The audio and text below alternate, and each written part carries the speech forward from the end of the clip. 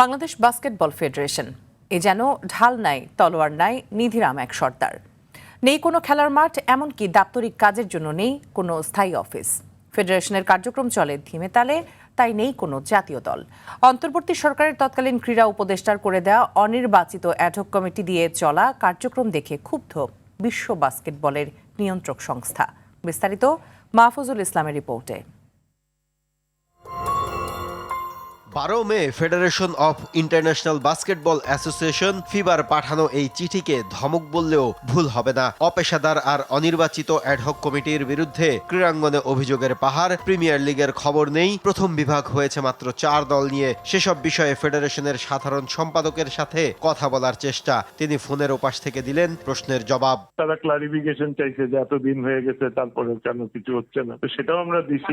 মোটা দাগে বলা যায় যে হ্যাঁ, আমাদের অর্গানাইজেশনে কিছুটা ঝামেলা তৈরি হচ্ছে। আমরা যাদেরকে পুরানো রেকর্ড দেখে যারা প্রথম বিভাগে খেলেছে প্রত্যেককে আমরা চিঠি দিছি এবং তারিখ দিছি যে এই তারিখের মধ্যে তোমরা এন্ট্রি করো। কতগুলো আমরা রেকর্ড 12-14টা তো হবেই।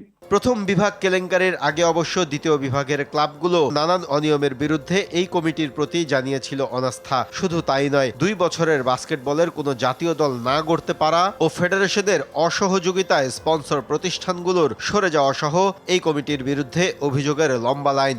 আমাদের এখন ন্যাশনাল টিম আসলে সেইভাবে অ্যাকচুয়ালি নাই। আসলে প্রিমিয়ার লিগ বলে কোন লিগের অস্তিত্ব আমি পুরনো কাগজপত্র ঘেটে খুঁজে বের করতে পারিনি। এই টিমগুলি যেগুলি ছিল এদের কারোই প্রাতিষ্ঠানিক কোনো কাঠামো নেই।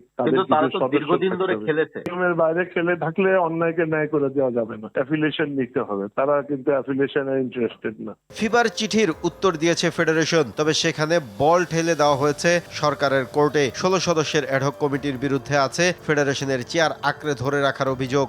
আমরা তো ইলেকশনের অলরেডি ক্লিয়ারেন্স দিয়েছিলাম, কিন্তু সরকার এখন যে গাইডলাইনটা দিচ্ছে যে ডিএসএ থেকে মানে জেলা থেকে শুরু করে উপর দিকে সব নির্বাচিত কমিটি আসবে, তারপরে ফেডারেশনে ইলেকশন হবে।